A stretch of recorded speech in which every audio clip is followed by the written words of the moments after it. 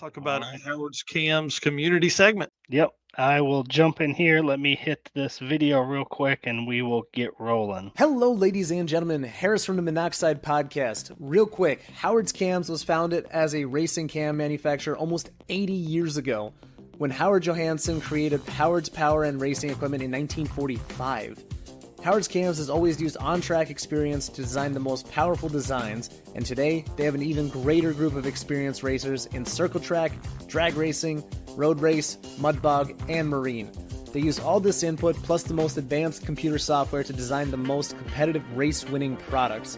From pioneers in drag racing and oval track to cutting-edge marine development, Howard's Cams is at the forefront of the industry. So make sure to reach out to our friend Luke B for your next valve train upgrade.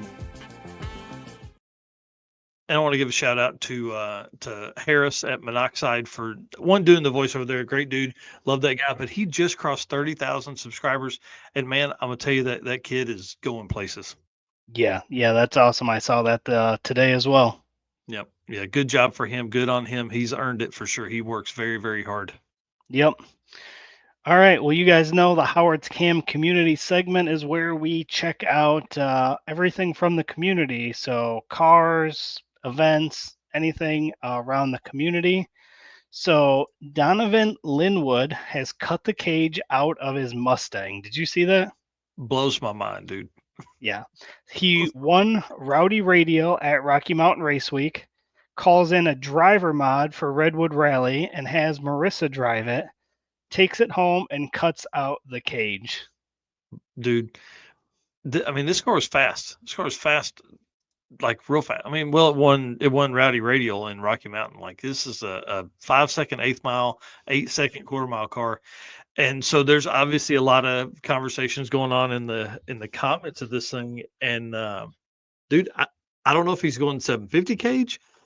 He made a joke about going bracket racing. So is he pulling the cage out to go 1150s? Who knows? I don't know. This is pretty cool. I can't wait to see the build of this. But Matt Moore in that comments did say, that's a lie. I did see the order come through. Order. Yeah. I saw that too. Yeah, I thought that was pretty wild. So congratulations to Donovan. This is a big deal, man. This is, that next step in building the car to go even faster. Oh, yeah. Yep. And then Matt Frost, you guys will maybe remember a couple months ago, I think we talked about this, that he is looking at, since they're doing Mega Week, which is the 600 car craziest drag and drive to ever be hosted in the history of ever. And so he's not going to have anything to do in September. So he's talking about putting on a regional event. I'm really excited about this, to have that level of promoter step into regional events. And so he basically asked, for the 3-day event in September, what do you guys want? Do you want a Thursday, Friday, Saturday event, or do you want a Friday, Saturday, Sunday? And he asked for comments. Obviously, let everybody know.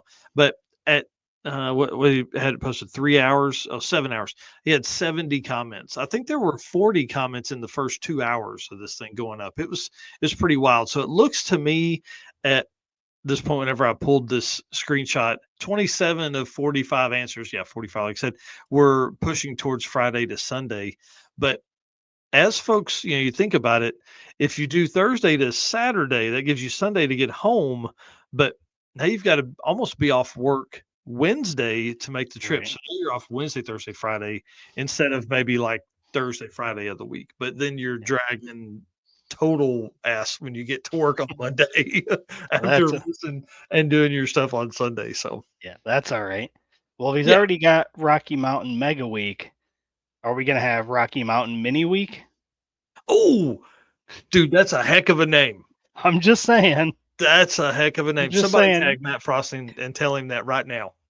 Yeah, Mini Week. I think that would be awesome. Yeah.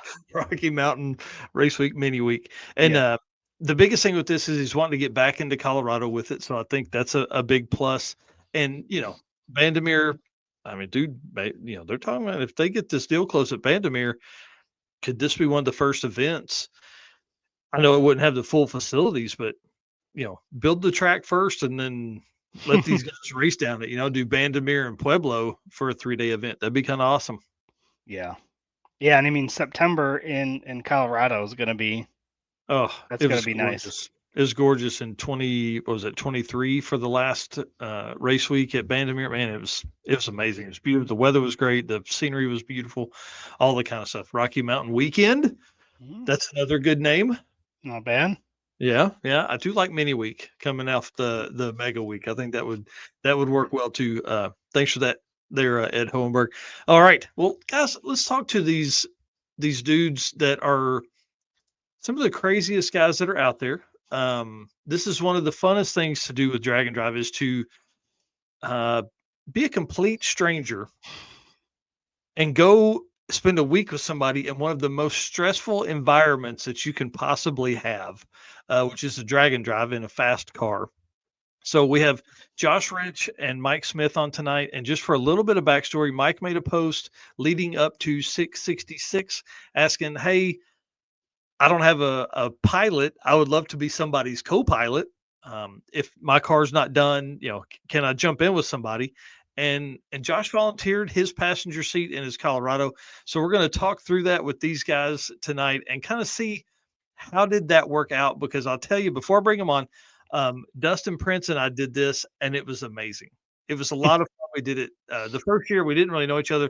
Second year, we and I'll tell the story later, but the second year we had an even greater time. So let's bring these guys on. They're obviously separate, so not like me and John. So the easiest way to do this is for when we ask like kind of a both question is for Josh to answer first, who's down there in that corner, and then Mike to answer. That's probably the easiest way to do that, if that's cool for everybody. So please introduce yourself, tell everybody what's up. Yeah. So can you guys hear me all right? Yep. Awesome. My name's Josh Rich. Here in central Kansas. Been drag and driving, several years now, and had the pleasure of meeting Mike for Route 66. Yeah. How about you? Can you guys hear me? Yep. Okay, perfect. I'm Mike Smith. I'm out of Pocatello, Idaho. Nice. I've been following it since I was a kid, but I did Death Week last year, and that's how it all got started. I literally just showed up, tagged along, essentially sick warded without a sick ward, and then once we got around to this one, I had buddies from Death Week that offered to have me come ride passenger, bought plane tickets, and then they each had life events that came up. Oh. So made a post, and Josh was the one that had a passenger seat that was willing to take me in. Well, I want to talk about how that conversation comes up, because you guys are wild. So, I mean, literally, even putting that out in the world is a big deal. So walk us through what's going through your mind. Like, are you hoping you find somebody, or are you hoping that maybe somebody doesn't take you up on that? Mike. Sorry, Mike. Okay. I'm like looking at Josh. We're ready to go. Yeah, no, I bought plane tickets, and like the wife shot me a look, and she goes, "It says non-refundable. Are you going?" And I was like, "Yeah, for sure. Don't care. Gonna show up." And the Hail Mary backup plan was a Penske truck, and I was gonna have to actually turn it in halfway through, because you're only allowed to have a Penske truck for a certain amount of days per miles. So I was gonna have to turn it in, and then I was planning on just like going and buying a cot, sleeping in the back, do it up, just chase along, do whatever. And yeah, there was like, I just went back and counted everything. There was 50 comments. There was almost 20 people that offered, but every one of them, like, not for anything. There was sick ward, and hey, you can come ride in my back seat. Hey, my Chris Paget. My wife and kids are coming along. They're doing sick ward, and we kind of got talking a little bit. And his boy was planning on riding in the passenger seat, and I was like, "I'll give it to him. I'll ride in the back." And that was hilarious. Like he eventually, and Josh was of course the last one to comment, and I hit him up and I said, "Hey, is this what are we doing?" And he was like, "My normal co-driver, Dalen Cox." Is he's gonna be doing sick ward. He's bringing his pickup. We're camping, which is what I did for Death Week. And I was like, "You guys are my guys. Let's go." And there we go. How cool! That's awesome. So starting out, first question here: did you guys actually talk on the phone, before meeting in person, or did you guys just message each other back and forth?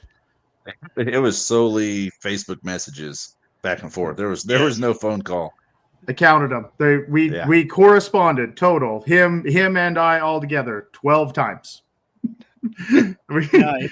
The 13th one was me sending him a video of the very first pass during test day. Wow. That's awesome.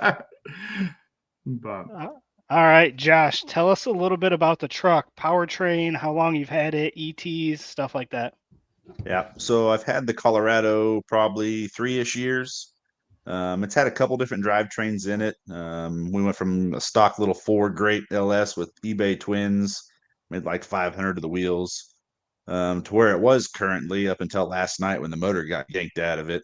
It was a Texas Speed deal. It was 408 stroker, had a turbo 400, single first performance 85 mil. Made about 1,100 to the wheels. Pretty well maxed out that little baby turbo. It's completely back halved, so behind the cab is completely tube chassis. It's got a 10 Soldier 4-link setup, no leaf springs.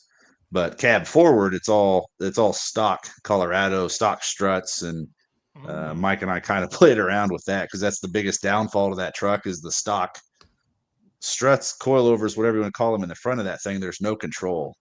So trying to put 1,100 down at the tree, this thing just, looks like a dolphin kind of going down the track for the first 60 foot. So that was one of our experiments. We were strapping the front down and Mike was behind the ratchets trying to get this thing sucked down to where it probably 60 foot a little bit better. But yeah, it's nothing crazy. It's just a little Colorado.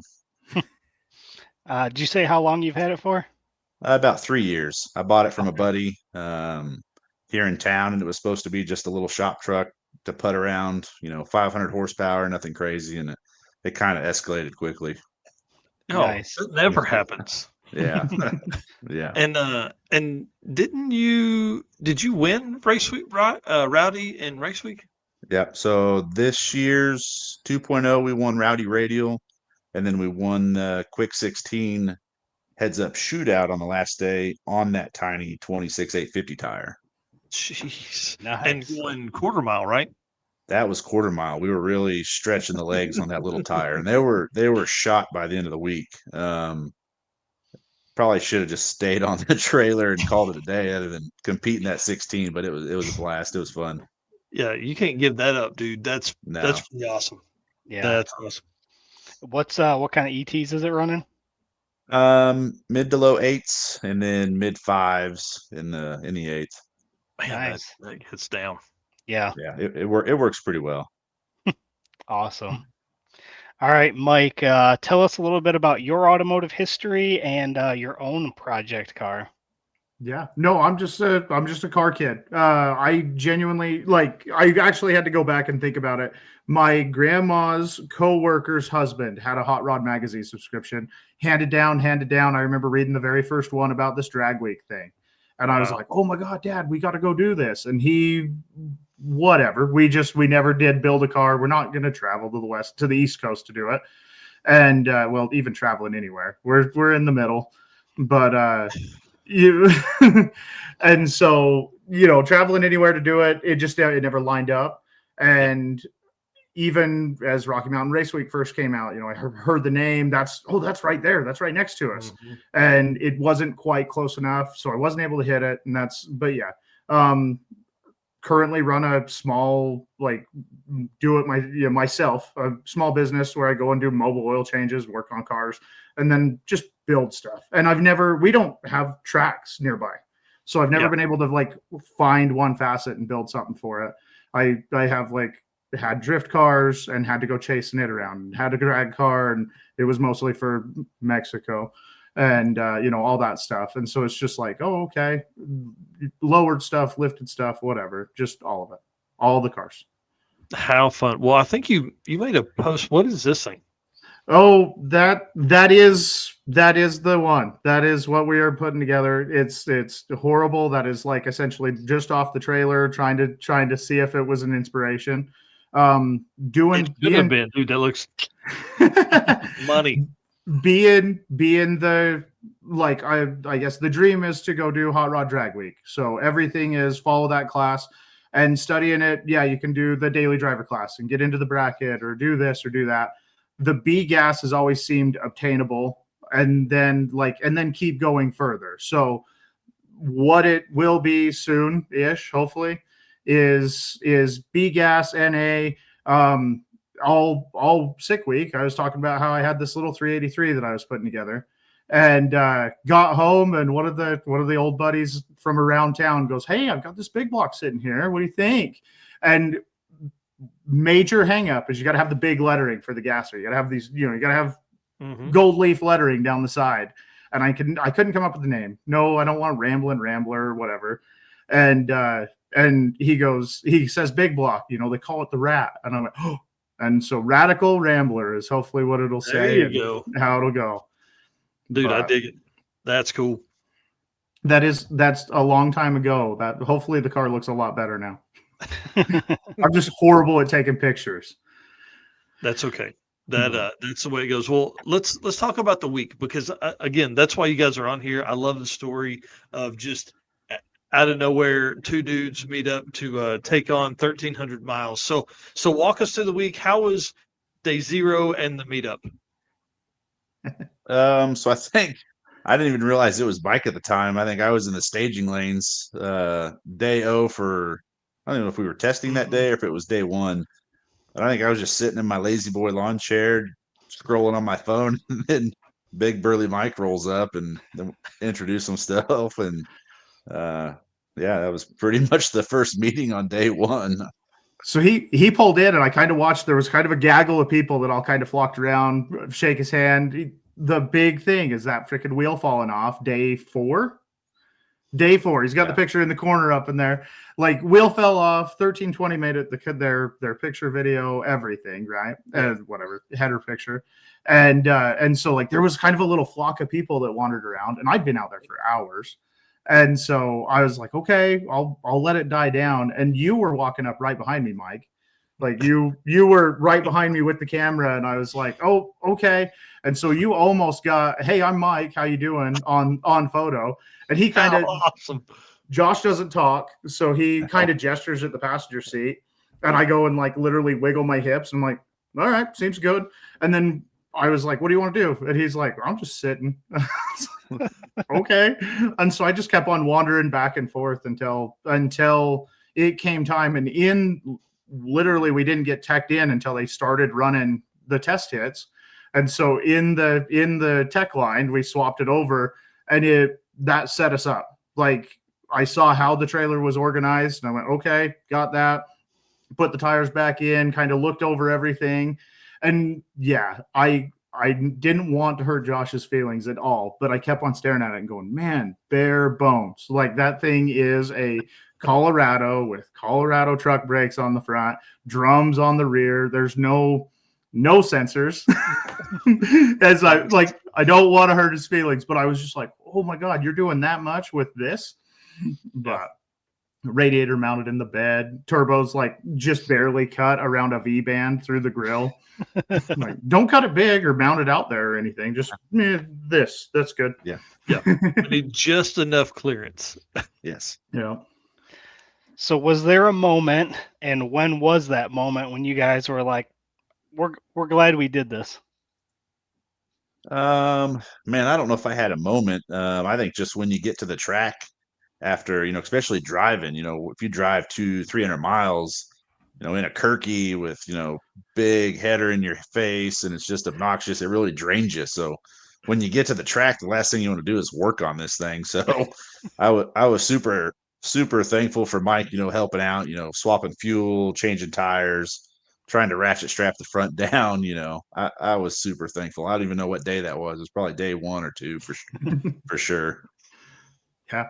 No, that was there's 2. The like, make sure he's your people is we pulled up to Mocan, and they were doing a test and tune night, and we kind of chuckled back and forth, and I was like, you gonna hit it? Like, we want to go test this theory of the ratchet straps or what? And I knew that I was egging it on, but he's just like, Yeah, he was like, well, we'll see how much the tech card is. Well, however much it is, add $10. Like however much you're willing to pay, add $10. I'll pitch in. And then it ended up being $15. We're both like, yep, for sure. Here we go. Yeah. And so we swapped over the night before, set up down Dalen's setting up all the tent and getting everything like all ready over there. And me and him went and made, what do you think, 6-8 hits? Like it was lot. Wow. It was a lot of It was extra nuts. wear and tear. And that was like, oh, he's in it. And yeah, I like kind of had a little tab open for where the next U-Pole junkyard was the whole time, just in case something went rogue. And then I did always keep an open line. Like every day I'd go walk around the pits and be like, hey, glad to see you made it, for all the people that offered, because I flew out of Roswell. So I had like, if his truck broke and he's, I don't know, a couple hours from the house, and he does it, and he wants to throw in the towel, I had to keep everything open. Like, hey, how you doing? Oh yeah. Can I still jump in? Yeah. Yeah. Exactly. But That's yeah. awesome. Sorry. Follow up. Second part is the whole week. So they didn't do like real classes. They did classifications of your vehicle, and all week, he definitely didn't know, but I did go back up and talk to Tanya the very first day. And we had talked about whether it was like, who's going to put in for Radial, who's going to put in for Power Adder, who's going to put in for Chevy, who's going to put in for this. And I just asked Tanya, and of course she isn't going to say anything, but she gives me this little thumbs up. And we put in for Chevy. And so we're standing in the awards, in the bunker. It's hot. Been 9 days of driving around, and he's still got to get home. I get to go back to a hotel and hang out, and all of a sudden they go, and the Chevy classification goes to, and he turns around and goes, oh, we got it. I was like, yeah, I think so. But yeah, That's awesome. Quickest Chevrolet, right? Yeah. Yep. Quickest person that said they wanted a Chevrolet. They wanted it to be called a Chevrolet. Yeah, well, fair enough. Well, congratulations on that for sure. Yeah. So on the flip side of that question, was there a time, and if there was, when was that, when you guys regretted the decision? Was there ever a moment you're like, man, this wasn't a good idea? I don't. I mean, I'm I'm pretty easy to get along with. So yeah, let me jump in for Josh. I talk as much as I'm talking on here in the truck. He'd be like putting on his headphones. And, hey, look, here's this, and he'd be like, and they just keep close. I'm like, all right. But and you immediately somehow telepathy picked up on it, Mike. The camping at the track. So Death Week, I was going and camping in the host hotel parking lot. I called myself security guard, just set up. Oh, nice. I have a rooftop tent on the back of the truck. So I was like, oh, okay, here we go. And like, while that was weird, like, sleeping in, I'm trying to remember. We stayed at the New Orleans in Vegas, and they had this little coned off area, but it's Vegas. So it's not the cleanest place ever. And I've just got the tent set up inside of in a parking garage. But that's awesome. Yeah. But that was, you immediately picked up on it. The being at the track, the night that we were in Tulsa or whichever, like these guys are turning in. It's like barely dusk. And I'm like, oh, okay. And so I'm out wandered around, but that's not, if there's a beer to be drank or a fire to be had, a car to be worked on, that's you got it nipped in the butt right away.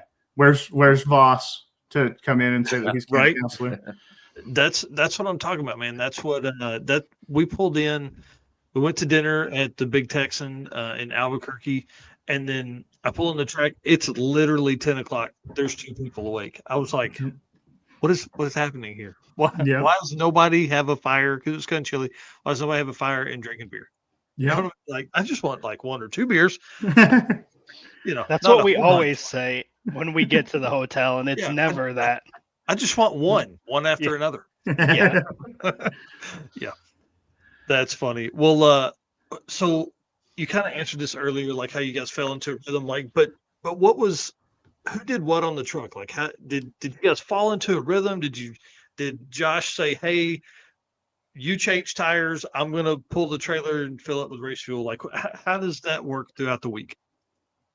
I I don't know that we even really communicated. It was just kind of got into a rhythm of things.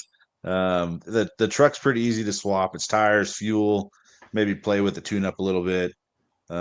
It's pretty straightforward. When we swap fuels, I've got a little pump that you drop in the tank and pump the fuel out. And, we didn't go and communicate like when the pump was running. And next thing we know, there's 20 gallons of fuel on the ground because we left the pump unattended. So yeah, we just understood, what we had to get done. And there was not a lot of communication. It's pretty easy. Yeah, truck's easy. There was 5 things. He kind of, like I said, first day we walked through what it was going to be. He pulled in on ethanol, so it was already, no, you pulled in empty. So all we had to do was pour it in. But he kind of like picked up and gestured like, "Here's the pump," and then set it back down. And I was like, "Okay, got it, understand." Never been around anything this fast, especially for it. And so like I asked a couple questions like, "Hey, do we need to check plugs? Do we need to do this, do that?" And he's like, "Nope, seems fine." And along the way, we did change plugs. The night pulling into Roswell, I got dropped off at the hotel because I had to check in.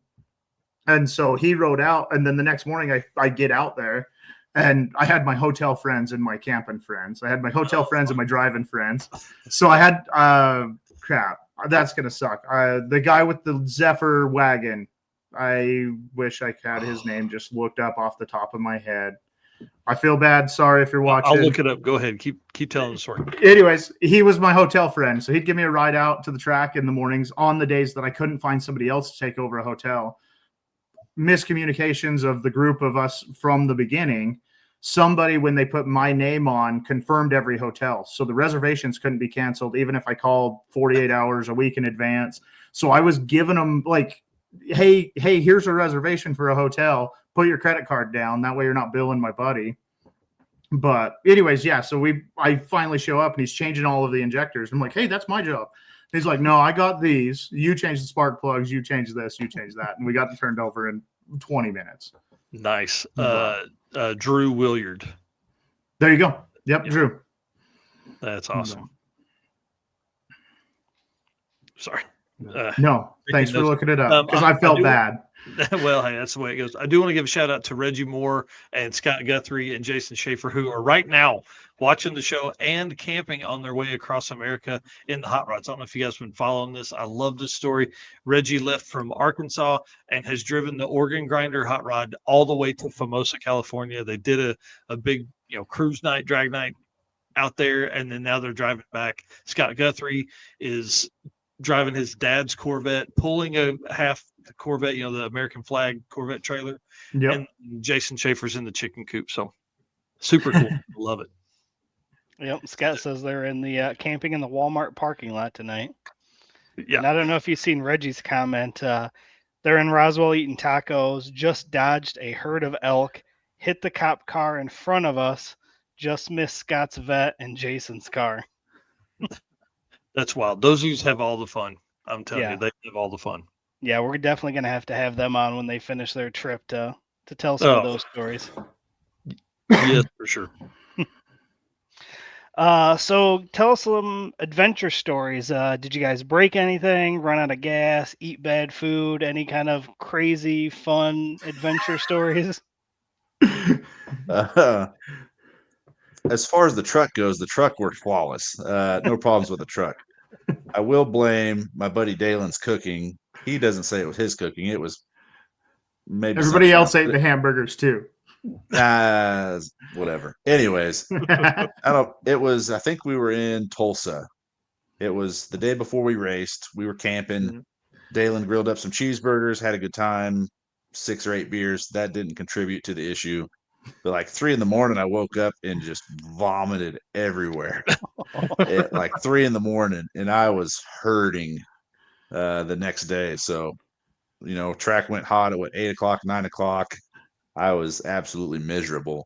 His wife and kids show up because it's his anniversary. Oh, yeah. It was my anniversary. They did like a 5-hour drive down to come surprise me, and I was about a 2 out of a 10 that day. But other than that, I mean, the week went pretty good as far as no flat tires, nothing catastrophic, really. There was a 13-minute hiccup on the road. We pulled up to get some gas, middle of Oklahoma, have no idea where we were. And he noticed that the hitch or the parachute was hanging just like a couple inches further away from the tailgate than it had been all week. And he goes, "There's something wrong." And I pointed, and there's a weld broke. And like the whole back bumper trailer hitch, he's got tons of bracing on it, but it just ripped the side of a tube out. And I quickly Googled a couple shops. He filled up with gas. We all kind of ran around. Dalen was riding with us. He just sees a dude pulled up, brand new F-150, tag on it, climbs out in bib overalls. "Oh, you're from around here, right?" And hey, who's your muffler shop? Who's got a welder? And he's like, "Oh, I'm going to go look at a drill press at this ran down old place." We pull up. I don't know. The guy that ran the place was just like, "Welder's over there. If it ain't plugged in, figure it out. Turn on the gas. Hood's hanging on it." And so yeah, it was literally 13 minutes from gas station to gas station. We welded it up, grabbed a chunk of. There was a heap to go way elaborate. There's a heap of scrap, and so I wander over and ask the guy again. He's just pissed, like, don't bother me. Yeah. And I was like, "Is this scrap?" And he's like, "Well, it's not my big scrap pile." And I was like, "Can I take something out of it?" And yeah, for sure, there's chop saw right there. So I make this little thing. He kind of starts hammering it, and we made a little patch to cover the tube where it had ripped out, welded it on. I'm like, "Put tacks on that where you can cut them easy." But he's selling the truck now. So. Yeah. Yeah. Who That's cares? a star. Yeah, that's right. Man, that's pretty crazy. Because that, how many miles was race week?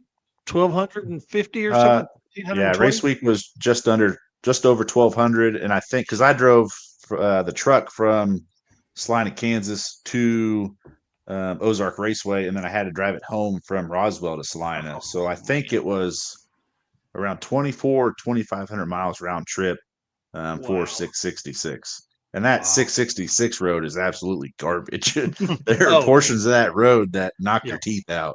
Yeah. So there were some potholes that just destroyed some tires, man. Oh yeah. The folks with the low profile tire were just crying. Well, the reason I was talking about that was because also you have the 1,200 miles from race week. Now you've got this, you're probably 400 or 500 miles into, I think you were probably 300 or 400 miles into the trip at that point. So, now you're 1,500 miles on this truck. Man, that's crazy. Salina, Kansas to Springfield's what? Probably 250. Yeah, about 250, 300. Wow. Yeah. No wonder that thing kind of wiggled itself loose. That parachute's just hanging back there, just. I kept on begging to take it off. The freaking trailer hitch would get caught underneath it. So I'm like, "Can I take this off yet?" And he's like, "Well, it's part of the trip, it's part of the rig." But yeah, no, that was if it wouldn't have been there, we wouldn't have noticed. And if I would have taken it off, we probably wouldn't have noticed, and then the trailer would have been on the ground. Yeah, and so that's what I was going to ask next. So that's part of the trailer hitch itself, then? Is that what you're saying? Oh wow. Yeah, we would have lost the fuel cell, the water box, and the hitch. We would have lost everything. Possibly the battery. Yeah, possibly the battery. That'll maybe taking you 24 minutes to repair. Maybe. How fun. Well, let's talk about Mike, what's coming up for you? What's an event you got on your list? What's the goal there? So the kids are super excited. I've got two little boys. I got a 7 and 4-year-old. And the kids are super excited about just wanting to go on one. And I don't want to sign up. I don't want to force the wife to take time off and come with me and do all the stuff. And so I don't want to sign up to haul 2 kids around in the back of the car. So I'm thinking, as of right now, Big Sky Race Week, truck, camper. I've got a truck bed camper. So we'll just go tag along. If I end up paying, I'll drive it down the strip with the camper on. It's tied down. Yeah. But then I'm like, it's going to be ready for 6 Smokies. I'm putting it in. Sweet. They want all the gassers. We get our instant in if we want, per se. Yep. And so that's the game plan, is to do that one. And that one the wife wants to go on. So who knows who's in charge? Well, she is. If you don't know, she is. Yep, for sure. Yeah, Six Smokies is going to be really neat, especially so I do some stuff with Southeast Gassers with Power Tube TV, and we've been really leaning on them guys to come into drag and drive a little bit because some of those, I mean, obviously they're car guys in a different level, but a lot of those guys have another car. A lot of those gassers wouldn't be good drag and drive cars, but they would they have other cars. So man, I would love to see some of those guys come over and really beat up on a bunch of drag and drive gasser guys. So that's I've been talking about B gas for 3-4 years. And this year, Hot Rod Drag Week hurt my feelings because I've had it billed as like, oh well, if I get an 11-second average car, which still a car, still a fast car, but if I get there, I'm like in the running. I have a chance.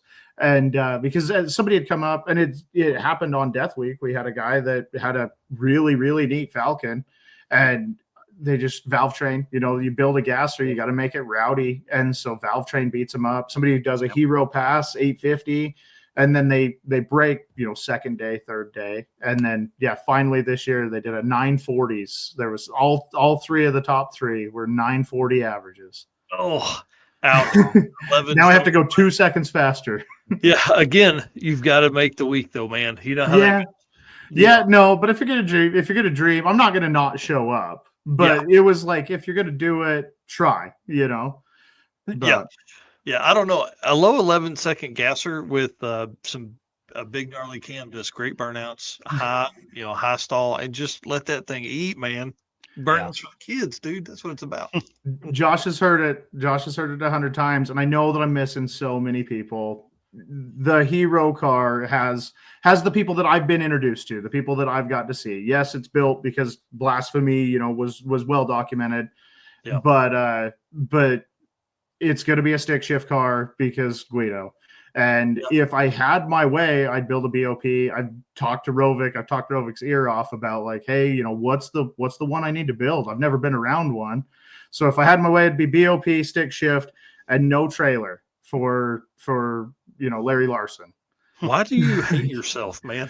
It's a horrible scheme. The back, so the trunk lid actually comes like way down almost to the bumper. And so I took that's like one part that is absolutely finished. It's done 100, in my brain anyways, is trailer fenders that are C-notched in. So the back of it will look like Baja. Like I'll be carrying two drag tires mounted, strapped down to the trailer or to the trunk lid. Oh, that'd be cool. I like that. That'd be kind of neat. It'll be done. We'll get there. Yeah. So speaking of what's left on the car? Everything. It is there. Like it is all there, but it's just a matter of getting some miles, getting some stuff, and then signing up. The sellout. We can talk about it. The sellout in 2 minutes thing. Yep. Hopefully just more exposure, get you closer to it. And you guys saying, hey, this one's coming up next week. This one's coming up. Then I can sit around and hit refresh every 2 seconds and see what happens. Yeah. Get a herd of people on it. There's nobody else. I don't know of anybody else in my town that is doing it. So I can bring all my car buddies over and we'll set up and hit refresh and then put my name in when it bites. There you go. It's really fun. Like we kind of in the same situation where I live. There's not a lot of drag and drive guys, and the ones that are, I'm friends with. So everybody else, we should all do that same thing. Just come over to the house. Well, we need to go to somebody else's house for internet. Jump on there and just do. Everybody hang out and make it a party. That'd be cool. Whatever you'd want to call it. What do they call the fantasy league? Or something, right? Draft, whatever I don't know. I don't do stick and ball sports, but exactly. I stumbled on it 3 times. Yeah. Well, let's talk about this new truck because this thing is crazy. Josh, I will have one question. I'm gonna see if I can put this thing in big. Dude, is this part of the frame that's here in the front of this thing? Like, is that the only piece of factory frame left? Like, and what's the story there? Yeah, so this is a chassis, a truck that a good buddy of mine, Rod Guy, started building. It kind of started to show off his fab skills, and it kind of escalated quickly and eventually morphed into a race car, like a full-blown race car. He wanted to keep it leaf sprung and stock location control arms in the front for an S10. It'll fit some of the true street classes, and yeah, it's going So to be pretty wild. so the front done like that is more. I wish I had a better picture. We'll talk about these other pictures. I'm sifting through Yeah. here to see. Because why leaf spring is another question I have. But so the front, and I wish people could see this. It's probably small on the screen, but this piece of frame here on the left picture, that is to keep the factory location. It doesn't necessarily have to be like 12 inches of the factory frame on the front for some classes, which I'm sure there's some goofy classes. Yeah, there's some goofy require that rules, stuff. but yeah, it was mainly to help locate the front control arms and keep the style of the S10 suspension.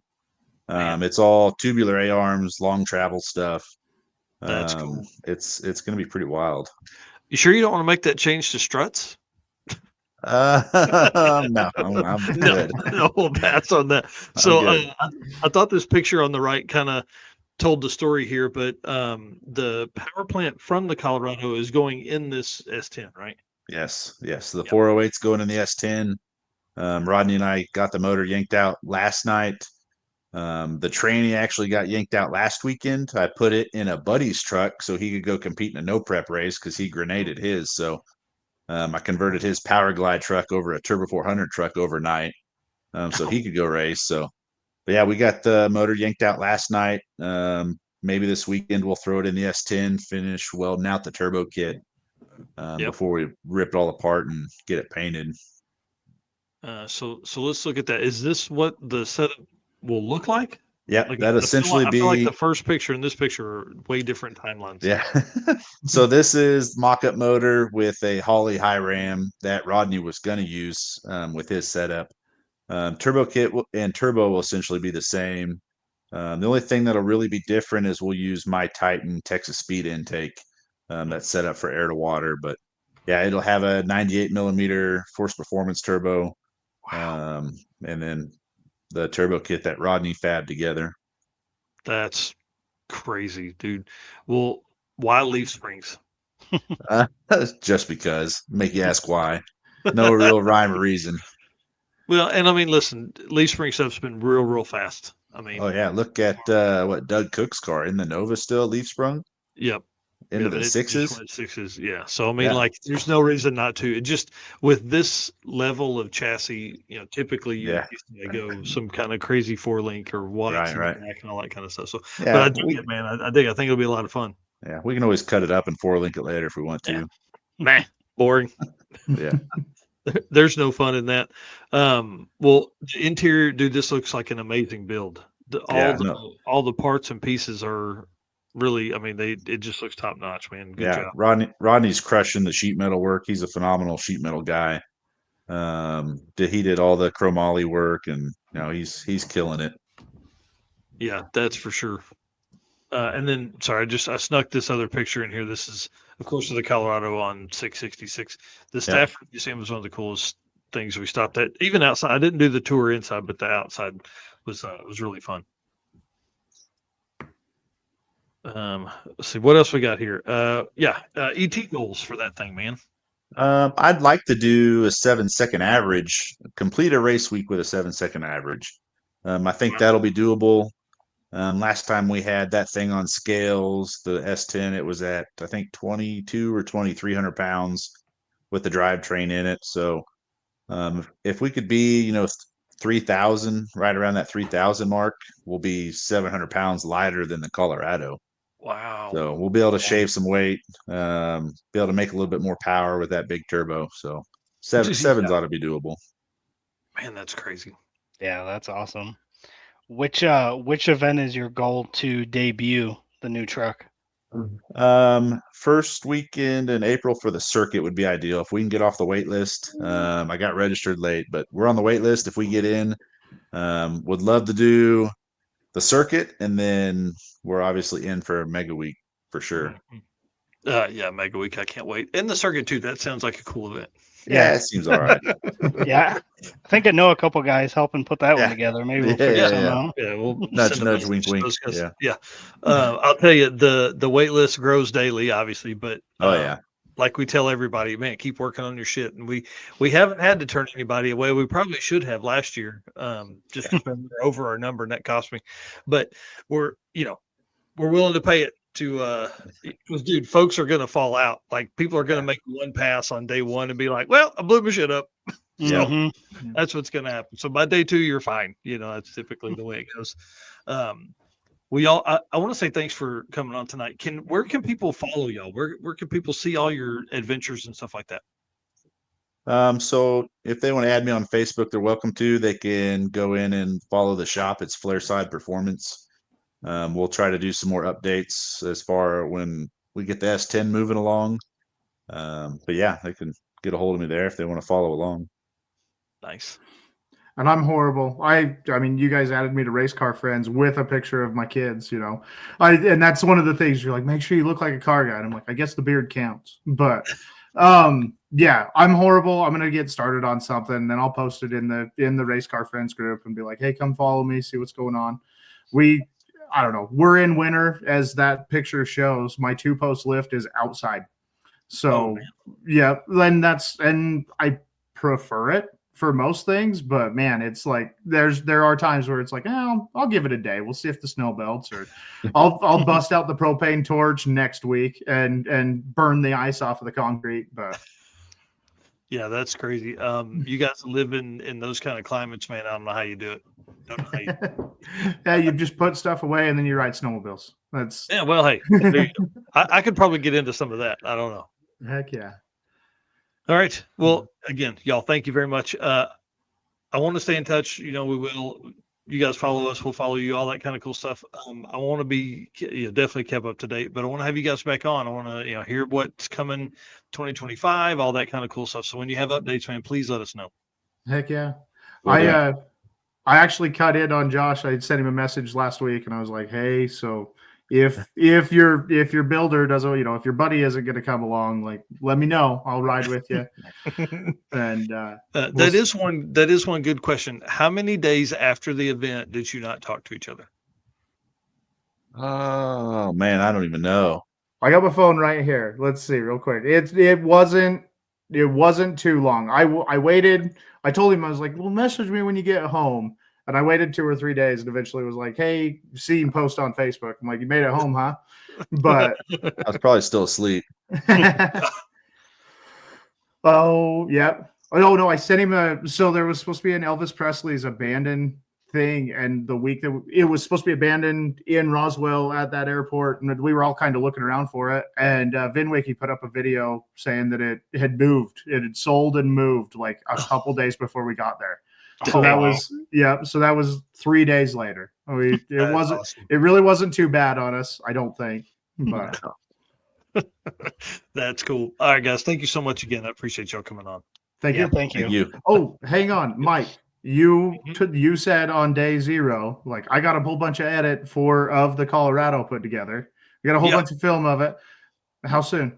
And I know that we're not the only ones, so there's probably a bunch of coming down the pipeline stuff. Yeah, I was gonna say tomorrow, but I can't do that because that stuff's easy, really, pretty much. Because the way I shot it, so I would think maybe Friday or early next week, and I'll move it to the top of the list to get it. No, and it's not necessarily his. It's all of I wasn't even thinking about it. I could have had it done for tonight. We could have watched that. That'd have been a great way to lead in. Yeah. No, and it's like, it's not just his. You were right there. Like, you were within a minute of me being like, hey, by the way, I'm Mike. And awesome. And then you popped up, and I kind of stepped back and was like, hey, by the way, we had talked on Facebook. You and I had talked on Facebook. So it was like, oh, by the way, I'm the guy. He picked me up. And so how cool. Been looking for videos. I got him. Jesse does a quick one on day 4. I was like, hey, interview this guy. He's going to be famous someday. So, well, dude, he's fast enough to be, for sure. That's for sure. Yeah. Yeah, y'all have earned it. If you don't know this, it's hard to do this without race car friends. I don't know if you knew that or not, but we appreciate all of our race car friends that are out there that help us, sharing stuff, man. That's the biggest thing we can ask for you guys to do. And then we can't do this without our sponsors: Summit Racing, Molly Motorsports, Driven Racing Oil, Car Change 3D, WAF Racing, Performa Built Transmissions, J-Wire Solutions, our newest sponsor, Howard's Cams, Sweet Patina, Power Tube TV, and Racing Junk Classifieds. Just hammering them out, man. I love all of those folks and just want to say thank you to all of them for sure. All right. Well, Summit Racing Speed Legacy began in 1968 as a one-man startup and is now the world's speed shop with 4 facilities and 200 plus catalog editions. They fuel your passion. They save you money. They deliver fast and offer top-notch customer service for more than 1,500 brands. Make sure to download the Summit Racing mobile app for easy access to speed parts. You can also find them on Facebook, Instagram, YouTube, and TikTok for all of your social media stuff. And you can tune into the On All Cylinders podcast, which just kicked off season 4 as of today with a new episode. If you like those kind of automotive discussions, from humble origins to the social media lane, Summit Racing stands by your need for speed.